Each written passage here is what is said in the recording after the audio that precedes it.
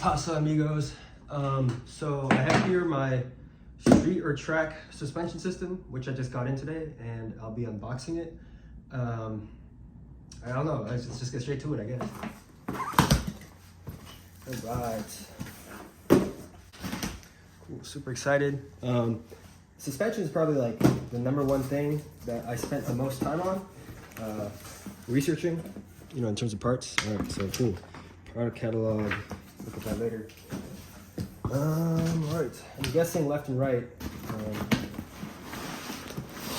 Yeah, so inside here, it's just, inside here, it's just 2 boxes. This tool for, I think this is for your height adjustment and the coilovers. So let's just start with one of these boxes.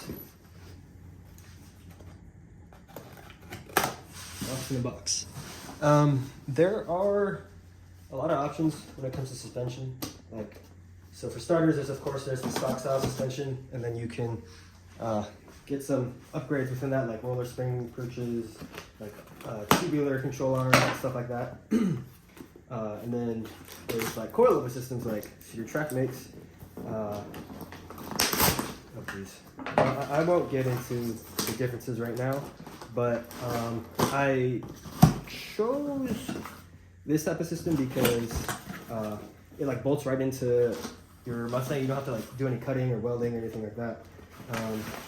Oh damn. Shit. All right.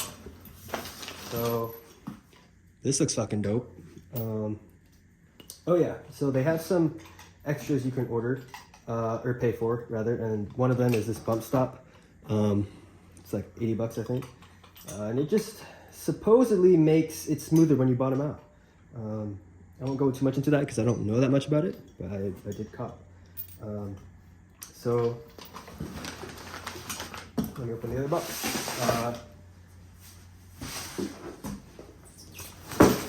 Actually, you know what? We know what's in here. It's gonna be the other one. So let's open that other box. What was I saying earlier? Oh, different suspension systems. Yeah, so the coilovers, this type of system, bolts straight into your stock Mustang. No cutting, welding required. And the main difference between this and like a stock style suspension, my understanding anyway, is that the coilover, this thing, so your strut in a stock style suspension stops at the upper control arm and goes between the upper control arm and the top of the shock tower. But these, the coilover goes through the upper control arm and to the lower. And so that's the biggest difference, is my understanding, and that gives you more travel within the shock itself. What are these big screws? Oh, okay. So the other thing I ordered from them were the rear shocks, which is what these are. Okay, so that seems weird to me that I got the coilovers but nothing else. Like you're supposed to get the like everything else, like the lower control arm, the upper control arm, and you know, like the strut rods and stuff like that. Okay, oh, that's disappointing for this unboxing. I wonder why they do it like that. That's weird. I also ordered an export brace and a brake line. So those haven't come yet either. I'm not too worried about that though. And then here's the other coilover. Sorry, has this camera been off the whole time? Hey guys, so yesterday I thought I only got the coilovers, but it turns out that there was a mix-up in my apartment's mailroom, and I actually had this the whole time. So anyway, this is the next day. It's gonna finish the unboxing now. Pretty juice, I already cut it open. Okay, you guys see that? There's a lot of stuff wrapped in this, whatever it's called.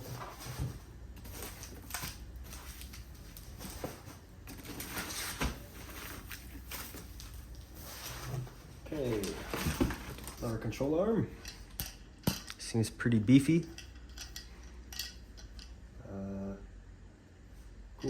apparently the ball joints are made by Moog. Heard good things about that company. Other lower control arm, same thing. Seems pretty solid. Down. Alright, damn. Upper control arm. Damn, this seems pretty good. Sweet. So the ball joint says Moog Problem Solver. I got the ones with the Shelby drop installed, or with the Shelby drop bracket, so you don't have to drill the holes. We'll go more into that later.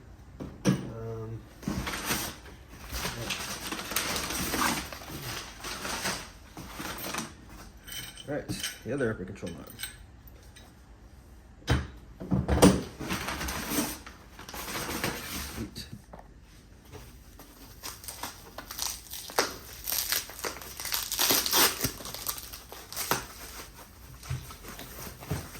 Great, I think this is part of the strut rod.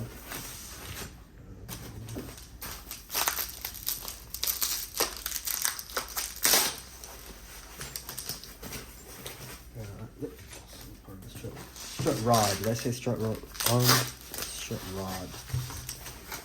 I think this is also part of the strut rod.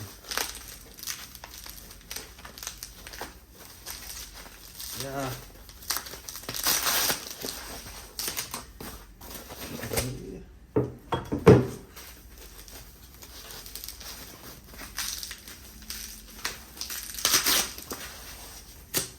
Right.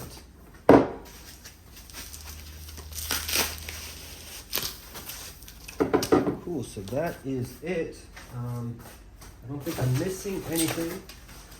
Let me put these in a slightly more organized manner. All right, cool. This looks pretty sweet. And again, these two are for the rear, they're not part of the front. And I guess I'll just talk real quick about the Shelby drop shafts. So normally what you do is you take a Shelby drop template and you use it to drill the two holes for the upper control arms slightly below the stock locations. But Studer Track for like, I don't remember how much exactly, like $80 more, you can get the Shelby drop built in. So basically you get the benefits of the Shelby drop without having to drill those extra holes. And so normally, I think most people would probably just drill the holes themselves, but one of my shock towers is cracked and I'm in the process of fixing that. And I didn't want to, I was worried that drilling 2 extra holes would further mess with the integrity of that shock tower. I didn't want to risk it. Also, knowing myself, I tend to mess things up a lot. And so even though the Shelby drop is like super straightforward, there's a good chance I would have messed something up. And you know, drilling holes in your shock tower, that's pretty irreversible.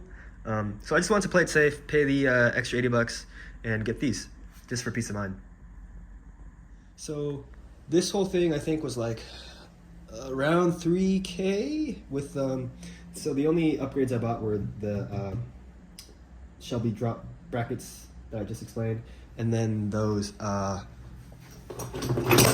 shit. And then these orange bump stops.